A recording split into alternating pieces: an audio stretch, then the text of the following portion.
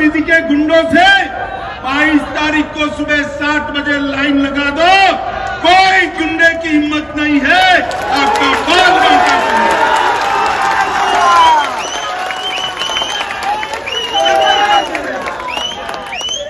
जनता जागती है, गुंडे भागते।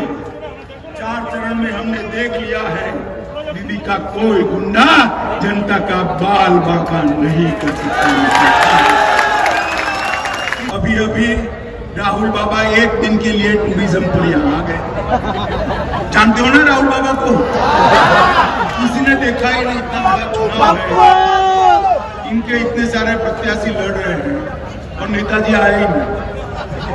अभी अभी आए थे और उन्होंने बीजेपी के डीएनए पर सवाल किया। भाजपा का डीएनए कैसा है आप लोग नहीं जानते। अरे राहुल बाबा, आप हमारा डीएनए की बात मत करो, हम तो पसीना बहाने वाले जमीनी लोग हैं, देश की जनता के लिए जुड़े। आप हमारे डीएनए को नहीं जानते। हमारे लिए डीएनए में डी है, डी फॉर डेवलपमेंट। बोलिए D for, N for nationalism, राष्ट्रवाद, N for, A for Atmanirbhar Bharat, A for. आप डीएनए का मतलब हमें क्या समझाते हो राहुल बाबा? आप यहाँ पर कम्युनिस्टों के साथ इलू इलू कर रहे हो और वहाँ केरल में कम्युनिस्टों के खिलाफ लड़ रहे हो। आपकी पार्टी कंफ्यूज पार्टी, आपका नेतृत्व भी कंफ्यूज है। इस सिंडिकेट वाली सरकार चाहते हो क्या? अफवाह का चावल चोर जाने वाली सरकार चाहते हो क्या? ये बुलबुल का पैसा खा जाने वाली सरकार चाहते हो क्या? ये दीदी के गुंडे ये समझते हैं कि हम फार्म का पैसा खा गए, बुलबुल का चावल खा गए, कोरोना का दाल खा गए और अब कुछ नहीं होगा। तैयारी कर लो, 2 तारीख को भारतीय जनता पार्टी की सरकार बनने वाली है। भाजपा की सरकार आपको उल्टा लटका कर जिन्होंने बंगाल की गरीब जनता का एक आना भी खाया है, उसको जेल की सलाखों के पीछे डाल दिया जाएगा। जेल की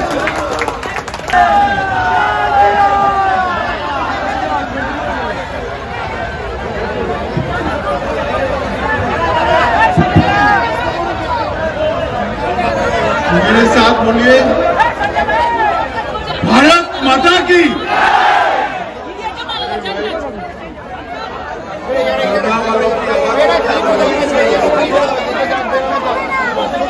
देखिए मोदी जी दिल्ली में है, दिल्ली तक आवाज जानी चाहिए। दोनों हाथ उठाइए, सभी लोग हाथ उठाए। परिवर्तन के संकल्प की मुट्ठी खींचो, प्रचंड आवाज से बोलिए, भारत माता की, भारत माता की, भारत माता की। मंच पर उपस्थित मोदी जी की मंत्रिपरिषद में मेरे साथी, भारत पेट्रोलियम मंत्री धर्मेंद्र प्रधान जी, जिनको जिताने के लिए मैं यहाँ पर आया हूँ। खड़दा विधानसभा के हमारे प्रार्थी शिलभद्र दत्ता जी, सभी लोग शिलभद्र जी के लिए ताली बजाइए जरा। इनको प्रचंड बहुमत से जिताना है। हमारे श्री किशोर कार जी, देवाशीष दास जी, अनुरुद्ध बे जी, दिलीप मंडल जी, समीर सेवली जी, मलाई चक्रवर्ती जी, सोमनाथ सिंह जी, राम शो जी, पाठक जी, और आज इस सभा में इतनी बड़ी संख्या में उपस्थित प्यारे भाइयों, बहनों, माताओं और मेरे जिगर के टुकड़े जैसे युवा मित्रों, सबसे पहले मैं आप सभी को बंगाल के नए वर्ष की बहुत बहुत शुभकामनाएं देना चाहता हूं। बहुत बहुत आप सभी को नया साल शुभ हो। मित्रों, आज जब मैं आया हूं तब सबसे पहले सुरेंद्रनाथ बंदोपाध्याय, हमारे सतीश चंद्र दास गुप्ता और वंदे मातरम के कवि, महान लेखक बंकिम चंद्र चट्टोपाध्याय को स्मरणांजलि देकर मेरी बात की शुरुआत करना चाहता हूं। मित्रों, आज मैं यहां आया हूं तब लगभग 4 चरण के चुनाव समाप्त हो चुके हैं। 4 चरण के चुनाव में मैं आपको एक समाचार देने के लिए आया हूं। भारतीय जनता पार्टी 92 से ज्यादा सीटें जीतकर यहां 200 से ज्यादा सीटों के साथ। और दीदी, मेरी बात ध्यान से सुन लो। 2 तारीख को आपकी विदाई निश्चित है। 2 तारीख को आपका जन्म है। भारतीय जनता पार्टी का डबल सेंचुरी लगाना तय है और दीदी को डबल फिगर में आना भी तय है। मित्रों, मैं ज्यादा लंबी बात करना नहीं चाहता। मैं आपसे कुछ सीधा सवाल जवाब करना चाहता हूं। आप मुझे बताइए, बंगाल में क्या आप ऐसी सरकार चाहते हैं जिसके लिए दुर्गा पूजा करने के लिए हाईकोर्ट की परमिशन चाहिए? जरा जोर से बोलिए, ऐसी सरकार चाहते हैं? पुकार कर फेंक दो इस सरकार को। 2 तारीख के बाद बंगाल में किसी को दुर्गा पूजा के लिए हाईकोर्ट की परमिशन की जरूरत नहीं पड़ेगी। मित्रों, क्या आप ऐसी सरकार चाहते हैं जो स्कूल में सरस्वती पूजा पर प्रतिबंध लगा दे? जरा बताइए, सरस्वती पूजा पर प्रतिबंध लगना चाहिए क्या? अरे जोर से बोलो, बंगाल में प्रतिबंध लगना चाहिए क्या?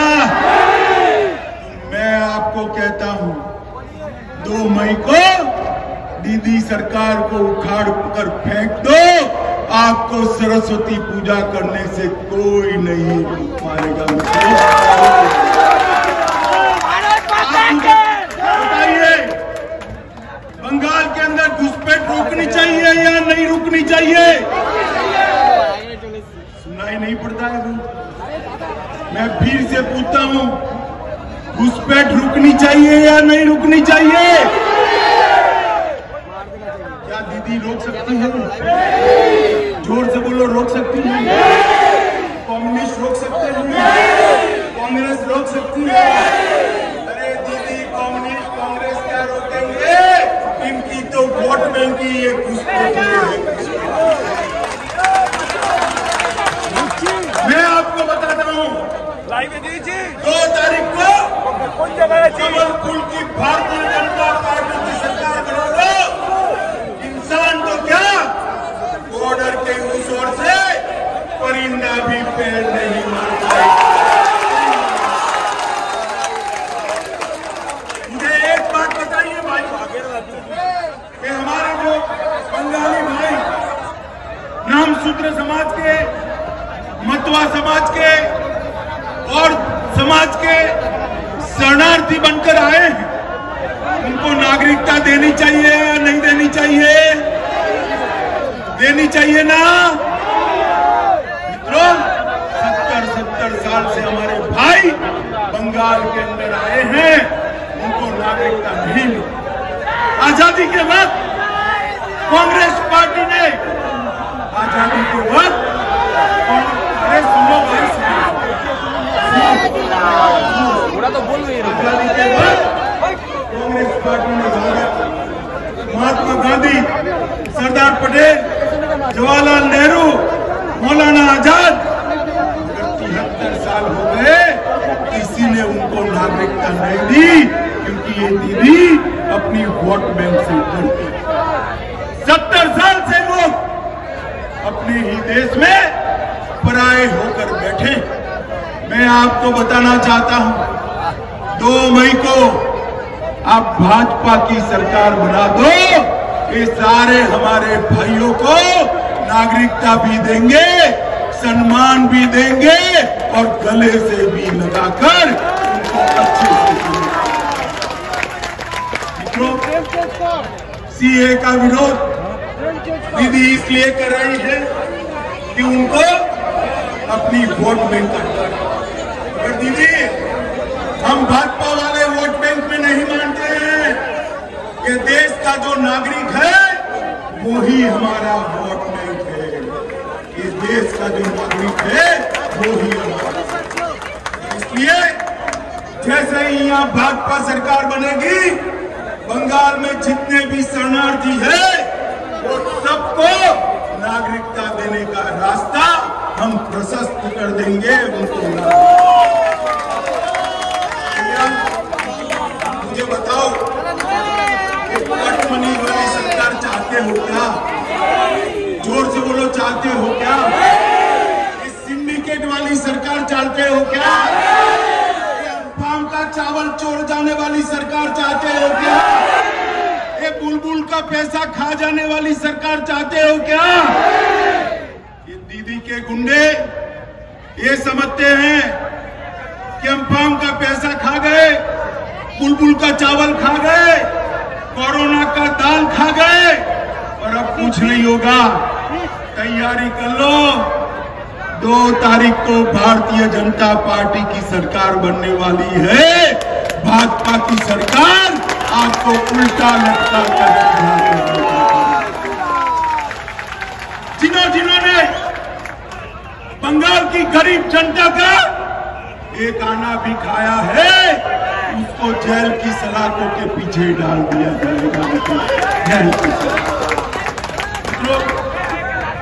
मैं एक बात बताना चाहता हूं, यहां तो बहुत कम लोग होंगे जिनको प्रधानमंत्री आयुष्मान भारत योजना का फायदा मिलता है, मगर बंगाल में ढेर सारे हमारे भाई बहन गरीब हैं। मोदी जी एक योजना लेकर आए हैं। एक योजना क्या है? भारत में कोई भी गरीब के घर में बीमारी आ जाए, कैंसर हो जाए, किसी को सतुआ हो जाए, किसी को दिल का दौरा हो जाए, मुद्दा बदलना पड़े, कोई भी बड़ी बीमारी, 5 लाख तक का सारा खर्चा आज नरेंद्र मोदी सरकार उठाती है और 2.5 करोड़ गरीबों का ऑपरेशन हो।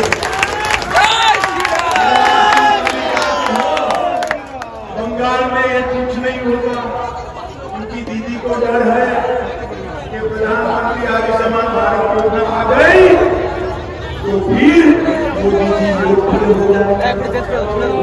कर बैठी।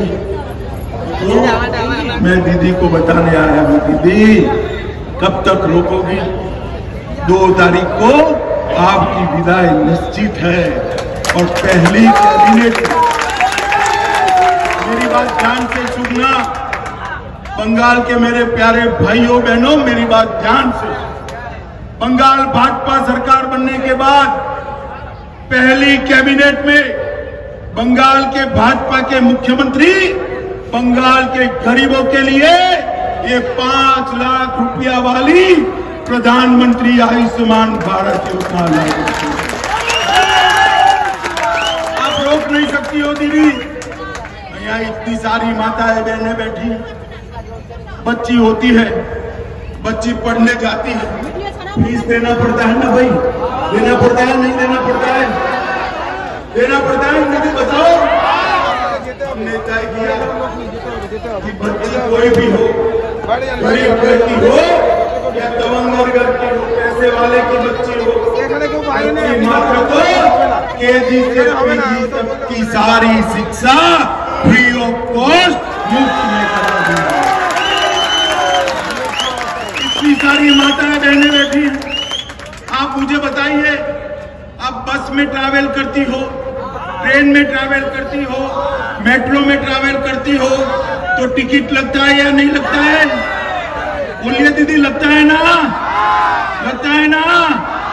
अरे भाजपा कमल फूल की सरकार ला दो, 2 तारीख से बंगाल में किसी भी महिला से टिकट नहीं लिया जाएगा।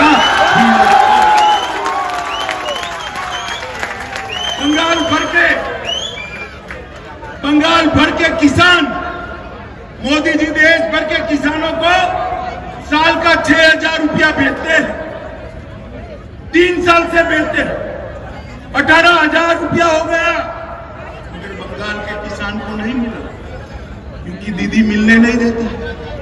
18,000 करोड़ रुपया बंगाल के किसान का गया।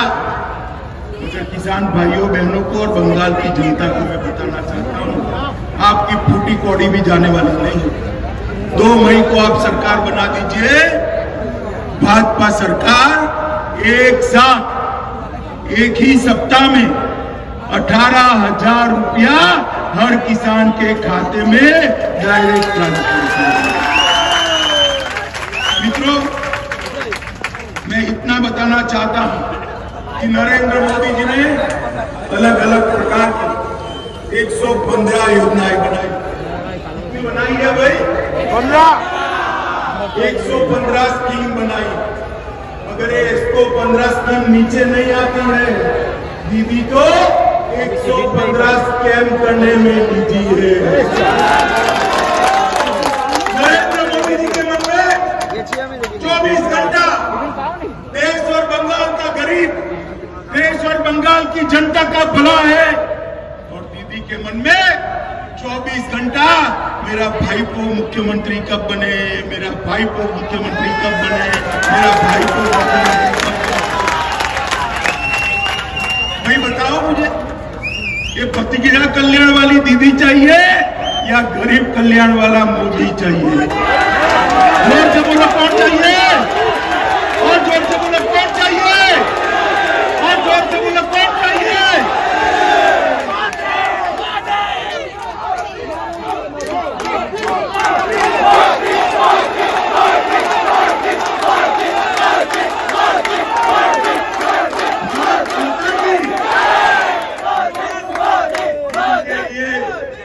अपना भतीजा ही सर्वस्व है।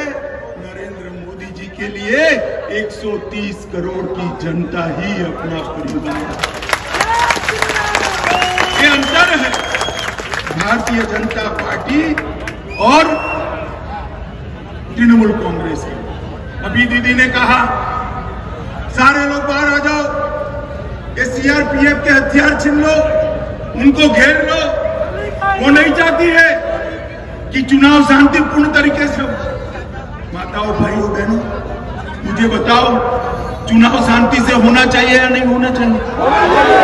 होना चाहिए या नहीं होना चाहिए? होना चाहिए या नहीं होना चाहिए? अरे डरना मत किसी के गुंडों से।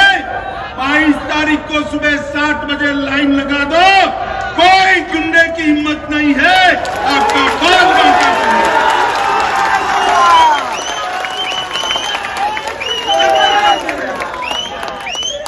जनता जागती है, गुंडे भागते हैं। 4 चरण में हमने देख लिया है, दीदी का कोई गुंडा जनता का बाल बांका नहीं कर सकता। किसी को डरने की जरूरत नहीं है, उनका एक ही एजेंडा है, हिंसा। मित्रों, इस पूरे क्षेत्र के अंदर बंद जूट मिले हैं। बंद जूट मिलों के लिए कुछ नहीं। बैरकपुर इंडस्ट्रियल एरिया में अभी अभी एक भाटपारा में जूट मिल बंद हो गई 2020 में ही भाटपारा नगर पालिका की एक और जूट मिल बंद हो गई। खारदा, एनजेएमसी, टीटागढ़, किन्नीसन, जगदल, अलायस, नेहाटी, गौरीपुर मिल और ऑकलैंड मिल, टीटागढ़ लुमटेक्स मिल और बैरकपुर की कई फैक्ट्रियां बंद हो गई। कितने लोग बेकार हो गए। दीदी के माथे पर जू नहीं रहती? कुछ किया है? किया है? एक भी जूट मिल को मॉडर्नाइज किया है? जूट के नए बीज किसानों को दिए हैं? जूट के अंदर अलग प्रकार की इरिगेशन सिस्टम लाए हैं? जूट की क्वालिटी सुधारने के लिए कुछ किया है? आप चिंता मत करो, भारतीय जनता पार्टी ने अपने संकल्प पत्र में कहा है हर एक जूट मिल को मॉडर्नाइज कर हम फिर से चालू करेंगे और सभी बहुत बड़ी राशि भारतीय जनता पार्टी ने इसके लिए आवंटित की। मित्रों, सोनार बांग्ला के आर्थिक पुनरुत्थान के लिए हमने टास्क फोर्स बनाई है। इन्वेस्ट बांग्ला की भी हम स्थापना करने वाले हैं। हर घर में शुद्ध पीने का पानी गरीब की झोपड़ी में भी पहुंचे, इसके लिए 10,000 करोड़ रुपया का प्रोविजन हमने हमारे संकल्प को किया। हर घर से कम एक व्यक्ति को रोजगारी मिले, ऐसा आयोजन हम करने वाले हैं। और पूरे बंगाल में सड़कों का जाल बिछाने के लिए 1 लाख करोड़ रुपया मोदी जी की सहायता से ये भारतीय मेरे दीदी जो है उनका 12 मिनट का भाषण हुआ। 10 मिनट मोदी जी और मुझे गाली बोली और 2 मिनट CAPF। मैं उनको पूछना चाहता हूं, दीदी हम तो आप जो कहती है वो सब मान लेते, हम लोग अच्छे लोग नहीं है, चलो भाई आपकी बात मान लेते, मगर आप बंगाल के लिए क्या करोगे वो तो बोलो जरा। क्या करोगी? क्या योजना है? दीदी के पास कोई योजना नहीं। मित्रों, ये बहारी मुझे आप बताओ भाई, मैं देश का गृह मंत्री हूँ, आपको बातचीत कर सकता हूँ या नहीं कर सकता? जरा बोलिए, कर सकता हूँ? गुमराह कर रही है कि दिल्ली से आकर यहाँ सरकार नहीं चलाएंगे।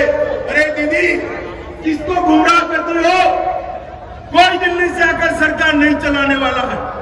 इस राज्य का मुख्यमंत्री भाजपा का ही बनेगा और बंगाल का ही भूमि पुत्र। आपके गुमराह करने से अब कोई गुमराह नहीं होने वाला है। मित्रों, अभी राहुल बाबा एक दिन के लिए टूरिज्म पर यहाँ आ गए। जानते हो ना राहुल बाबा को? किसी ने देखा ही नहीं, इतना बड़ा चुनाव है, इनके इतने सारे प्रत्याशी लड़ रहे हैं और नेताजी आए ही नहीं। अभी आए थे और उन्होंने बीजेपी के DNA पर सवाल उठाया। भाजपा का DNA कैसा है आप लोग नहीं जानते। अरे राहुल बाबा, आप हमारा DNA की बात मत करो, हम तो पसीना बहाने वाले जमीनी लोग हैं, देश की जनता के लिए चुने। आप हमारे DNA को नहीं जानते। हमारे लिए DNA में D है, D फॉर डेवलपमेंट।